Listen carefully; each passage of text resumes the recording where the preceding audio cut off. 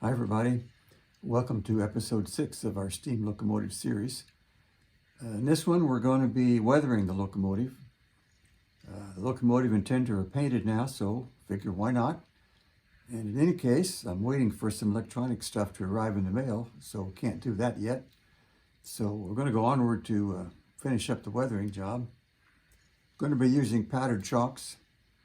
I like to do it that way because it's easy and pretty effective, I think. So onward to the weathering. Here we go. Well, in the way of final detailing, kind of the miscellaneous cleanup items, I've installed an air hose right here on the front. I discarded the Bowser part because I thought it was a little bit over scale. So this is actually a part from Precision Scale, so air hose. And the front coupler's been installed. And finally, I did remember to put the engine number here on the front number plate. Forgotten about that for a while, but finally dawned on me. So just a few details catching up here. Well, today I'm going to start in on a little weathering on the Loco here and the tender using powdered chalks. You see them lying here. Mostly some rust color and a couple of different shades of gray, including black here. And so just put on a little of that so it doesn't look brand new. And probably start with some rust around the water hatch here and running down the tender body and go from there.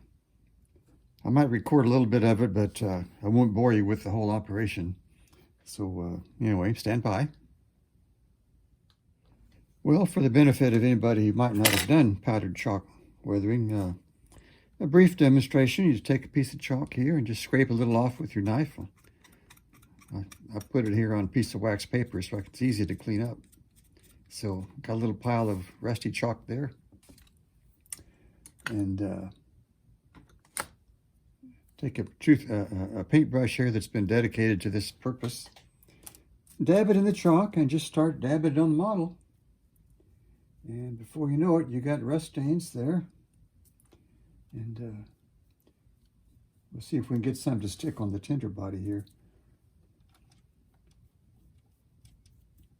As the water from the water hatch might have run down the tender body and here under the aft sill. So I got some rust going there.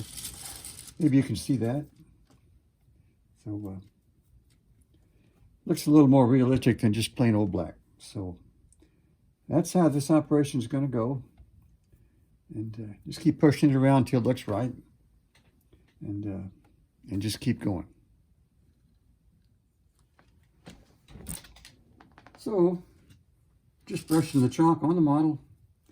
Just anyway, it seems right. And if a color like the rust seems to get too heavy on there, you can just go over it with some black and tone it down. So it's a very flexible operation. I can see that how much rust I see there depends on the light angle. So it's kind of good to look around from different angles to see how it is. But anyway, we got some rust on the hatch and running down the body now. And some of it collecting here on the rear sill on the tender. And so that's how it's going to go.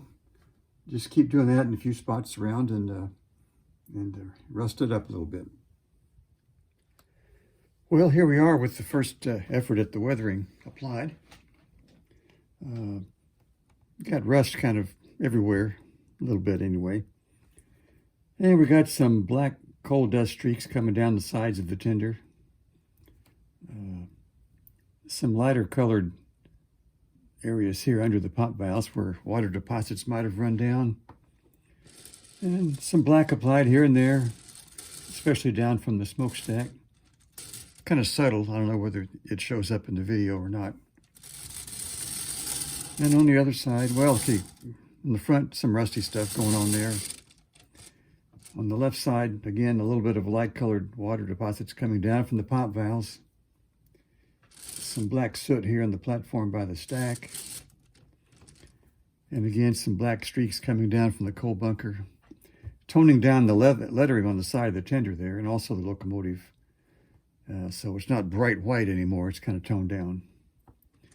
And as we started with, some rust around the water hatch coming down the back. So we'll see how that looks after a couple of days and see if it needs any adjustment. This side too, the lettering toned down. One spot right there, still pretty bright, like the stuff washing down just happened to not go over that part of the lettering. So anyway, a little variation in the lettering. So that's the first effort at the weathering. So we'll see how that looks in a day or two. Well, another little detail to be cleaned up here is the fact that the motor, which you can see in there, is visible, of course, from certain angles from the rear, and it's not painted. So obviously, the thing to do is to paint the back of the motor, I guess, engine black, flat black, so at least it's not inconsistent with the back head being in there, and it won't show up so vividly as bare metal. Of course, I've got a light shining in there right now to kind of overemphasize the fact that it's not painted, but anyway, you can still see it if you look for it. So just a little painting job there to finish up that little detail. And now some black paint dabbed on the back of the motor there. So shouldn't be so obvious inside the cab. And finally, I put the thing on the layout to see what it looks like under layout lighting. So here's one view and a slightly different view. So I'm thinking it's looking okay, but I'll just let it sit there for a couple of days and see how it looks after then. So far so good.